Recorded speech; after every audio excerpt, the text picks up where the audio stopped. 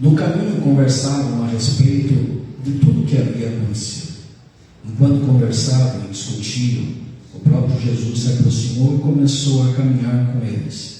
Mas os olhos deles foram impedidos de reconhecê-lo. Ele lhes perguntou: sobre o que vocês estão discutindo enquanto caminham? Eles pararam com os rostos entristecidos. Um deles, chamado Cleopas, perguntou-lhe: você é o único visitante em Jerusalém que não sabe das coisas que havia acontecido nestes dias? Que coisas? Perguntou ele. O que aconteceu com Jesus de Nazaré? Responderam eles.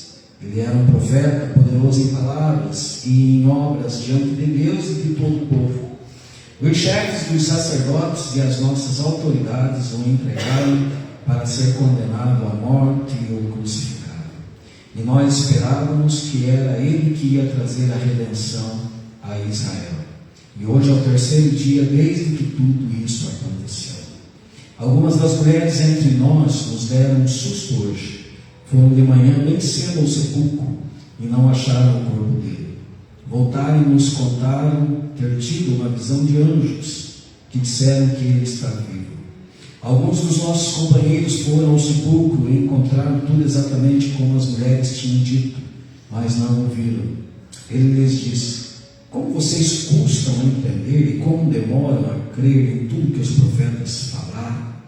Não devia o Cristo sofrer estas coisas para entrar na sua glória? E começando por Moisés e todos os profetas, explicou-lhes o que constava a respeito dele em todas as Escrituras. Ao se aproximarem do povoado para o qual estavam indo, Jesus fez como que ia mais adiante. Mas eles insistiram muito com ele: fique conosco, pois a noite já vem, o dia já está quase findando. Então ele entrou para ficar com eles. Quando estava à mesa com eles, tomou o pão, deu graças, partiu e o deu a eles. Então os olhos deles foram abertos e o reconheceram. E ele desapareceu da vista deles. Perguntaram-se um ao outro: não estava queimando o nosso coração enquanto ele nos falava no caminho e nos expunha as Escrituras? Levantaram-se e voltaram imediatamente para Jerusalém. Ali encontraram os 11 e os que estavam com eles reunidos, e diziam: é verdade, o Senhor ressuscitou e apareceu a Simão. Então os dois contaram o que tinha acontecido no caminho e como Jesus fora reconhecido por eles quando partia o pão. Enquanto falavam sobre isso, o próprio Jesus apresentou-se entre eles e lhes disse: paz seja com vocês. Eles ficaram assustados, com medo, pensando que estavam vendo no Espírito. Ele lhes disse: por que vocês estão perturbados? E por que se levantam dúvidas no coração de vocês? Vejam as minhas mãos e os meus pés, sou eu mesmo. Toquem-me e vejam. Um espírito não tem carne nem ossos, como vocês estão vendo que eu tenho. Tendo dito isso, mostrou-lhes as mãos e os pés. E por não crerem ainda, tão cheios estavam de alegria e de espanto, ele lhes perguntou: vocês têm aqui algo para comer? Deram-lhe um pedaço de peixe assado, e ele o comeu na presença deles. E disse-lhes: foi isso que lhes falei enquanto ainda estava com vocês. Era necessário que se cumprisse tudo que ao meu respeito está escrito na lei de Moisés, nos profetas e nos salmos. Então lhes abriu o entendimento para que pudessem compreender as Escrituras. E lhes disse: está escrito que o Cristo haveria de sofrer e ressuscitar dos mortos no terceiro dia, e que em seu nome seria pregado o arrependimento para perdão de pecados a todas as nações, começando por Jerusalém. Vocês são testemunhas dessas coisas. Eu lhes envio a promessa do meu Pai, mas fiquem na cidade até serem revestidos do poder do alto. Amém, igreja? Graças a Deus. Quando Jesus se manifestou aos discípulos, tanto no caminho de Emaús, quanto aqui nesta reunião, onde todos os discípulos estavam ali ajuntados, Jesus enfatizou a palavra Todos nós sabemos, queridos, que Jesus ele veio com um propósito de salvação da alma. Porque a nossa vida se resume a 70, 80 anos, o que passa disso é canseira e enfado, declarou Moisés no Salmo 90. Então, obviamente que Deus teve que prover algo que vá além desta vida. E assim, Jesus ele veio exatamente para pagar o preço que nós jamais poderíamos pagar. Não teríamos condições nenhuma de pagar um preço tão alto por uma natureza pecaminosa tão terrível quanto a nossa. E Jesus, ele veio e treinou discípulos exatamente para que esses discípulos fizessem o mesmo que ele fez, cumprissem a mesma missão. E nós vemos ali no começo da igreja primitiva que esses discípulos, os quais Jesus lhes abriu o entendimento, eles começaram a pregar a palavra de Deus, a fim de que o evangelho fosse espalhado no mundo todo, conforme as recomendações que Jesus fez. Quando Jesus falava aqui aos discípulos no caminho de Emaús, a palavra ardia no coração deles. Interessante que Jesus começou a fazer menção dele mesmo. Só que naquele momento eles estavam tão aturdidos com a morte de Jesus, um deles chamado Cleopas, e o outro, o texto não nos mostra o nome dele, eles estavam tão atordoados, talvez assim até com um grau de decepção. Olha, nós pensávamos que este era o Salvador e agora ele morreu e você está aí sem saber o que tem acontecido nestes últimos dias.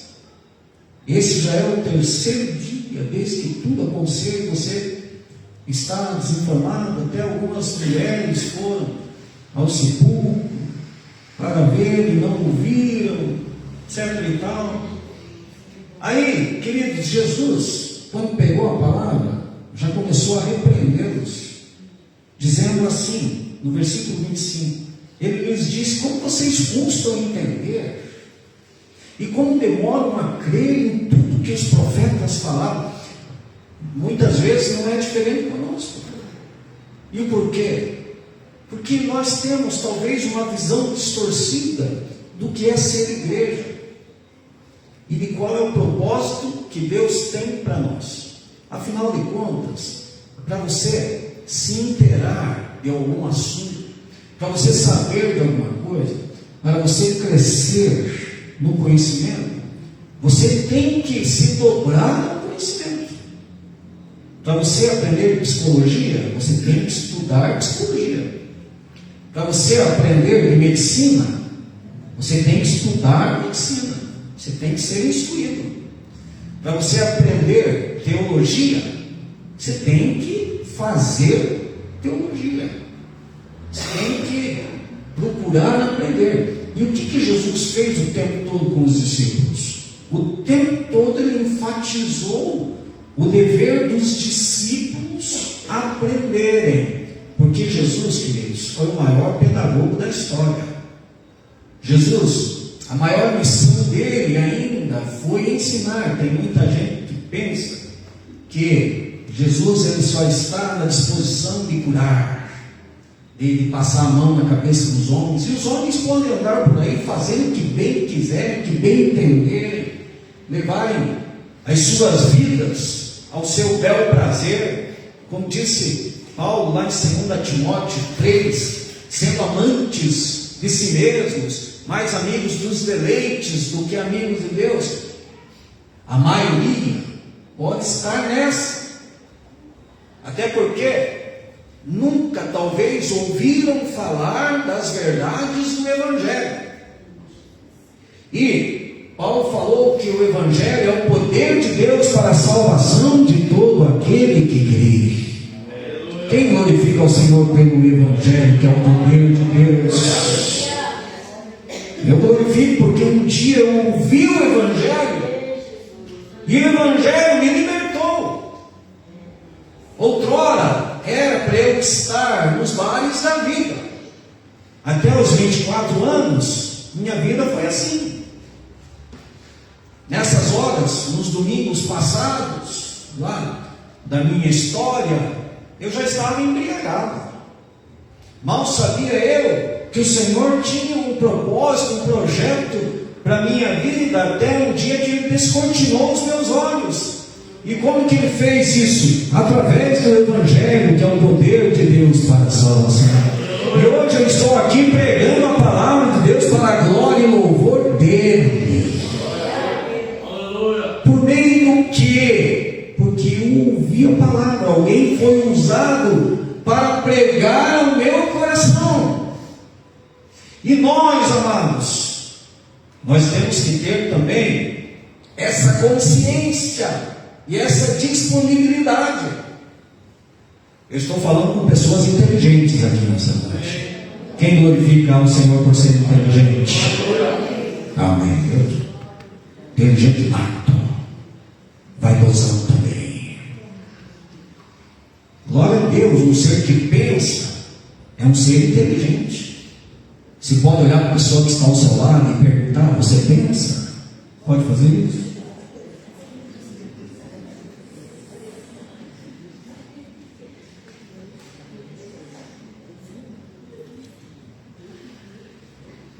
Eu penso, mas não penso muito não.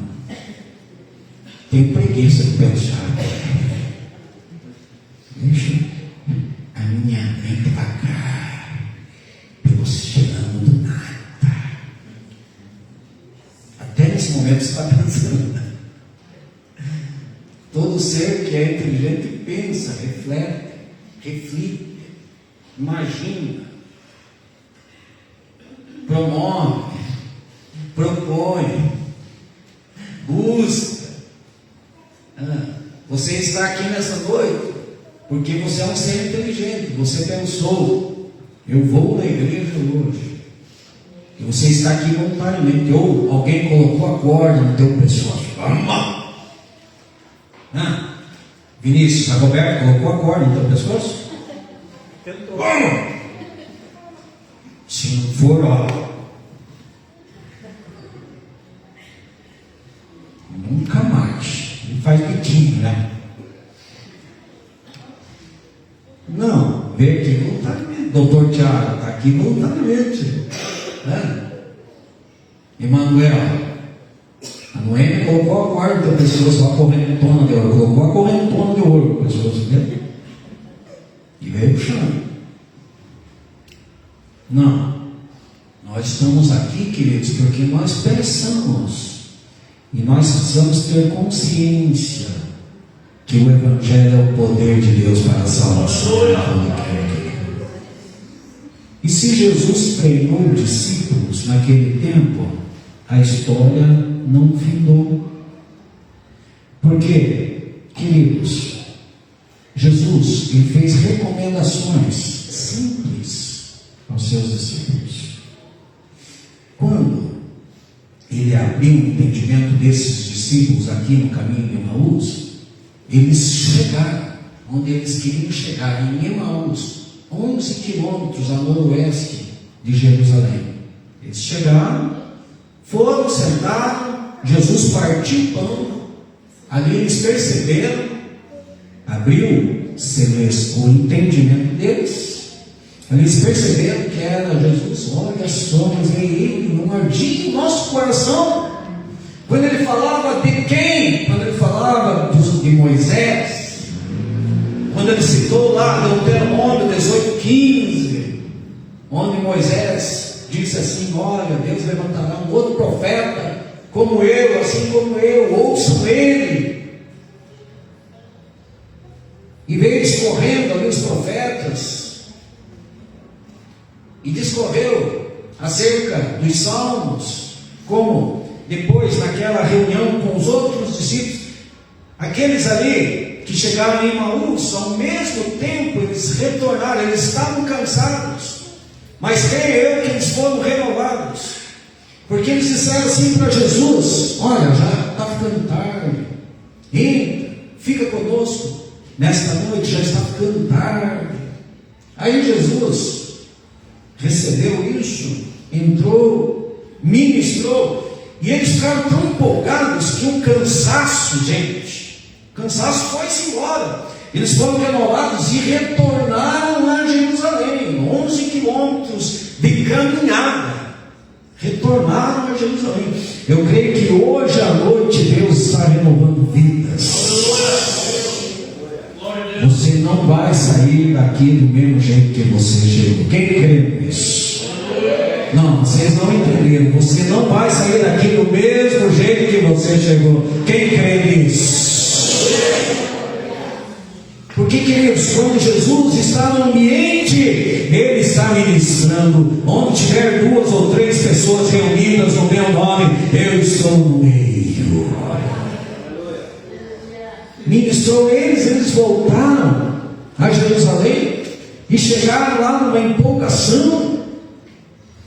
Olha, acompanhe comigo no versículo 33, Lucas, acompanhe comigo, já estou partindo para a parte B e parte final dessa palavra.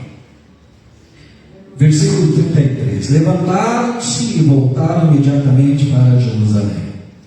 Ali encontraram os 11 e os que estavam com eles reunidos, que diziam: é verdade, o Senhor ressuscitou e apareceu a Simão. Então os dois contaram o que tinha acontecido no caminho e como Jesus fora reconhecido por eles quando partia o pão. Esses 2 discípulos chegaram e começaram a relatar: olha, enquanto nós estávamos indo para Emaús, ele se apresentou e começou a discorrer acerca da palavra, e aquilo foi ardendo nos nossos corações, porque a palavra de Deus, ela é poderosa, ela não volta vazia, mas ela faz aquilo que apraz fazer, a partir do momento que ela encontra um coração aberto. Onde estão os corações abertos nesta noite para serem impactados pela palavra de Deus? Ardia o nosso coração.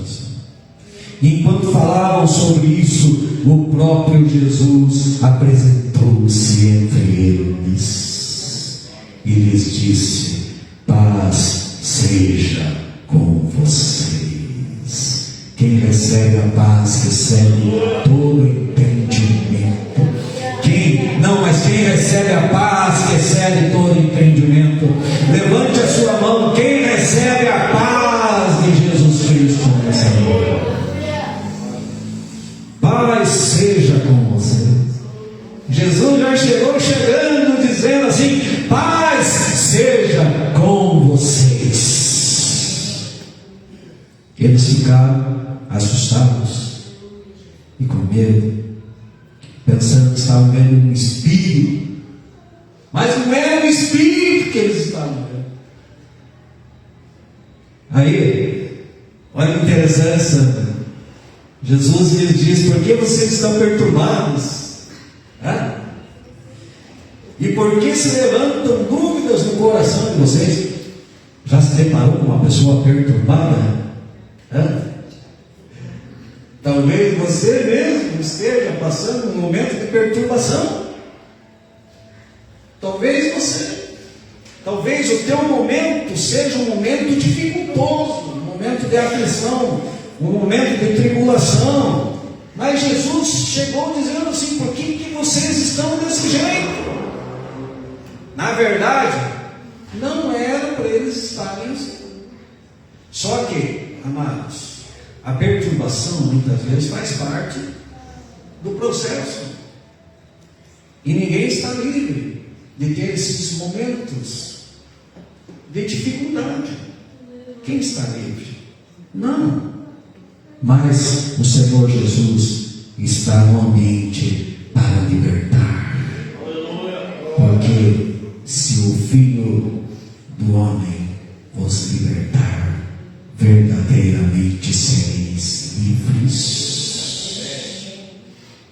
Quem já foi liberto aqui de algum problema, de algum dilema, de algum drama, e tem agora a capacidade de levantar as suas mãos e glorificar a esse Jesus Cristo. E calava-se, canta, chave, canta. Por que vocês estão perturbados? E por que se levantam dúvidas no coração de vocês? Vejam as minhas mãos e os meus pés, sou eu mesmo. Interessante que Jesus chegou com o corpo glorificado, atravessando a parede. Mas eles podiam tocar nele. Porque, queridos, Jesus é Deus. Então pode estar num corpo glorificado, sendo espírito e sendo carne ao mesmo tempo. Pode atravessar a parede, se manifestar e dizer a eles assim: veja aqui, toque. Vocês têm alguma coisa para comer? Deram um pedaço de peixe assado. Ai, meu Deus do céu, parece tão gostoso esse peixe. Não é verdade? Quem gosta de peixe assado aqui? Quem gosta de peixe assado? Quantas pessoas querem me convidar para um peixe assado? Vou cobrar. Quem levantou a mão mesmo? Agora ninguém levantou a mão. Meu Deus. Mais uma vez, quem gosta de peixe assado, levante a mão.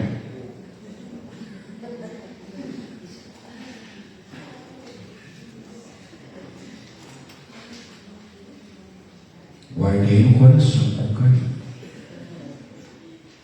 E Jesus comigo aqui no peixe, na presença deles. Olha que beleza. E disse-lhes: olha a palavra de Jesus, queridos. Foi isso que eu lhes falei. Jesus com ele não tinha conversa fiada. Certo? Jesus tinha propósito. E se Deus tem propósito, nós também precisamos abraçarmos esse propósito. Jesus comeu, toquem aqui, sou real, não sou espírito, não sou fantasma, toquem aqui. E disse-lhes: foi isso que eu lhes falei enquanto ainda estava com vocês. Era necessário que se cumprisse tudo que é ao meu respeito. Enfatizou a palavra novamente: tudo o que está escrito na lei de Moisés, nos profetas e nos salmos. Acompanhe comigo no texto, se você puder.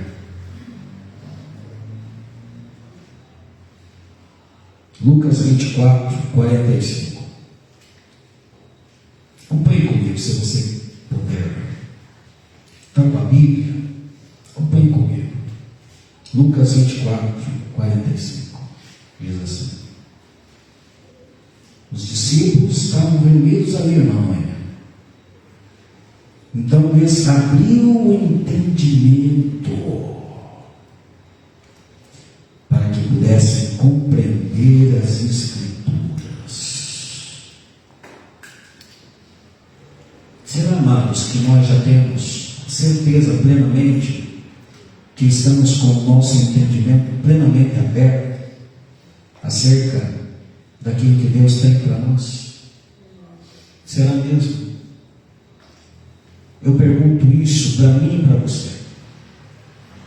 E deixo essa pergunta para você fazer uma introspecção, para você fazer uma análise. Será que nós, como igreja de Cristo hoje, vamos colocar aqui, nós, terceira presbiteriana renovada, será que nós verdadeiramente entendemos o propósito de Deus para as nossas vidas? Porque nós podemos navegarmos entre a mediocridade e a missão. E queridos, uma linha muito tênue, a divisão é muito pequena. Porque o que vem a ser a mediocridade? Aquela pessoa que acha que ter vida com Deus, ela participar de um culto lá de vez em quando e pensar assim: eu vou na igreja para receber as bênçãos, eu vou na igreja, né, porque eu estou precisando agora, apertou o cerco, então eu preciso de uma vitória. Eu vou na igreja agora começar uma corrente porque a coisa estreitou. Gente, mas qual é a missão? Jesus passou aqui a missão. A partir do momento que Ele lhes abriu o entendimento. E eu espero que o Senhor toque a minha vida, toque a minha mente, o meu coração nesta noite, para que eu não venha a ser a mesma pessoa, que eu possa ir a um outro nível. Só quem está nessa disposição, levante as suas mãos e glorifique ao Senhor. Quem deseja isso? Só quem deseja isso, faça isso mais uma vez. Eu desejo um outro nível de entendimento. Porque, amados, quando nos deparamos com aquilo que Deus tem para nós, no sentido de compromisso e responsabilidade, muda a conversa. Aí nós não temos, aquela vida de procurar Deus só nos momentos de necessidade. Aí nós entendemos o nosso chamado.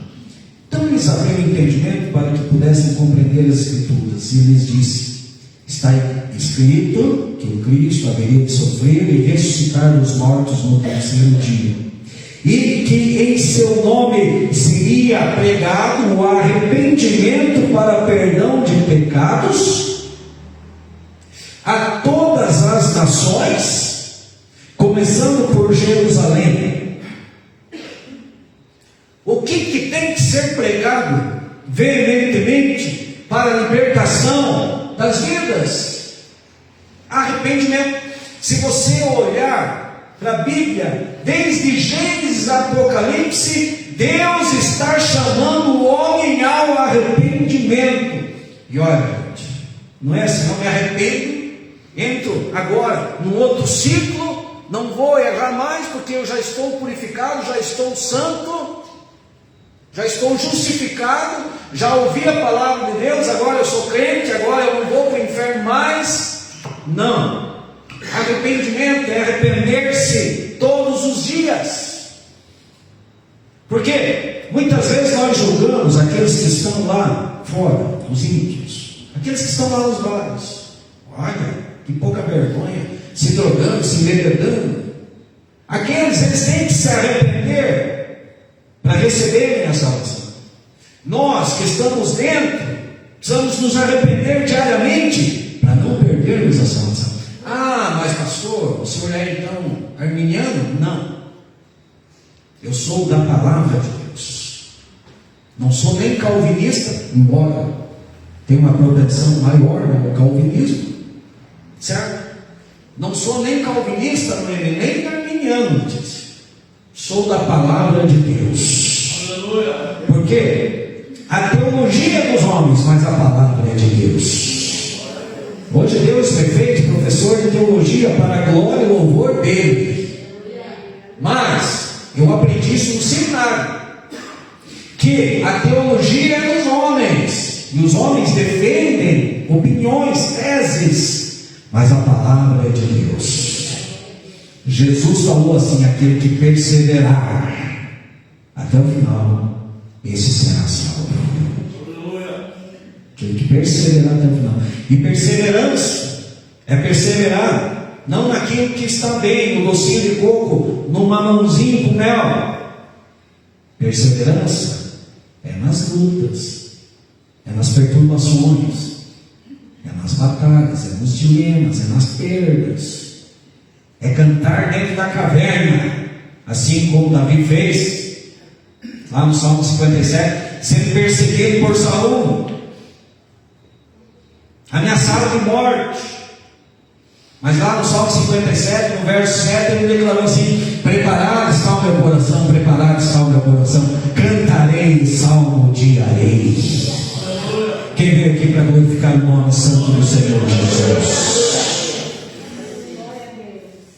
Talvez hoje você esteja cantando dentro de uma caverna. Talvez hoje você esteja enfrentando um dilema. Talvez hoje você está com um problema que aos teus olhos parece sem solução. Mas eu quero dizer que Jesus Cristo está nesse lugar. E Abacuque entendeu isso, e ele escreveu lá que o justo viverá pela fé. Ainda que a figueira não floresça, ainda que não haja fruto na videira, ainda que o produto da oliveira minta, ainda que os campos não deem seus mantimentos, ainda que as ovelhas sejam exterminadas e falte o gado no curral, todavia eu me alegrarei no Senhor. Exultarei no Deus da minha salvação. O Senhor Jeová é a minha força. Ele faz os meus pés como os da corça e me faz andar em lugares altos. E só anda em lugar alto quem é servo e quem abraça a missão de Jesus. Quem não está estagnado a um pensamento errôneo do que é ser verdadeiramente igreja, é aquela coisa, buscar Deus quando precisa. Não. A missão é que nós temos o mesmo chamado de Jesus. Por que Jesus treinou os discípulos? Para que seguissem a missão. Que o meu nome se pregue arrependimento para perdão de pecados a todas as nações, começando por Jerusalém. Jerusalém estava na Judéia. Aí vocês começam a subir para Samaria, vai subindo para o norte, vocês vão chegar na Galileia, até os confins do mundo. Vocês vão chegar, talvez, eu estava querendo dizer o seguinte: vocês vão chegar na Etiópia, propriamente dizendo, né? Depois da Galileia, vocês vão chegar na Etiópia, vocês vão chegar em Roma, certo? Mas nós vemos que através de Paulo, ele foi ali evangelizando a Ásia Menor, estabeleceu muitas igrejas ali e chegou até Roma. O alvo final seria até Roma, mas os confins da terra significa o meu coração e o teu coração. O evangelho chegou até aqui porque homens se propuseram a fazer aquilo que Deus chamou para fazer.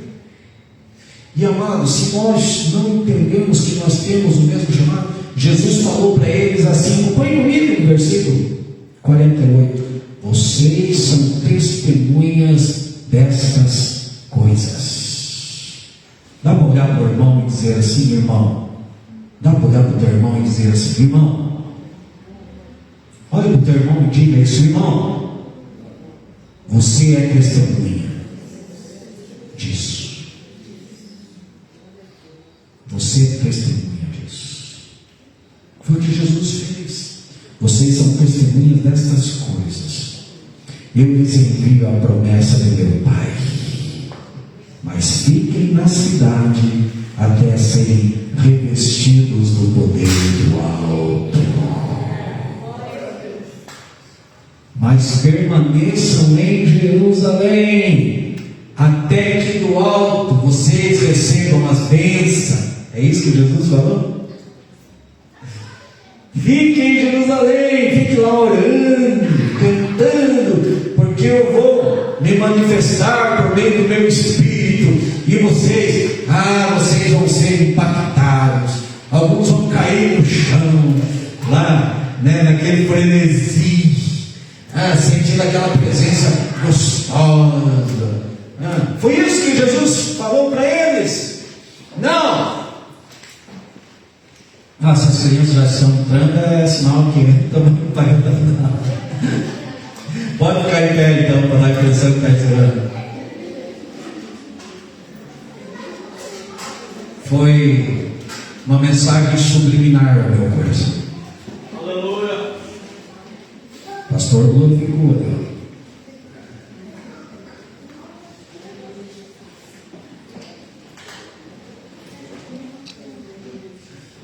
Fiquem em Jerusalém, até que do alto vocês sejam revestidos de poder e virtude. E eles foram obedientes, e eles foram para o cenáculo, E eles se reuniram lá e ficaram lá orando, glorificando, adorando, até que no dia de Pentecostes o Espírito Santo veio e encheu a casa. E calava-se, e cantava, chorando, alava-nas. E todos, presta atenção naquilo que eu vou dizer, todos foram cheios do Espírito Santo. Alguns aqui não entenderam. Todos foram cheios do Espírito Santo. E calava-se, e cantava, chorando, alava-nas. E ali houve, gente, o batismo, e eles receberam virtude, e eles receberam dons, e eles começaram a falar línguas de outras nações.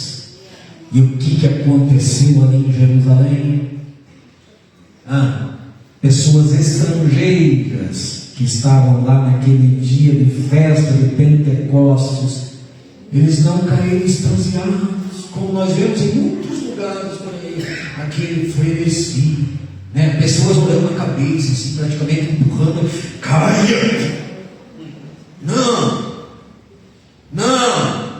Eles ouviram ali nas suas próprias línguas natais o Evangelho de Jesus Cristo, porque o Evangelho é o poder de Deus para a salvação de todo aquele que crê.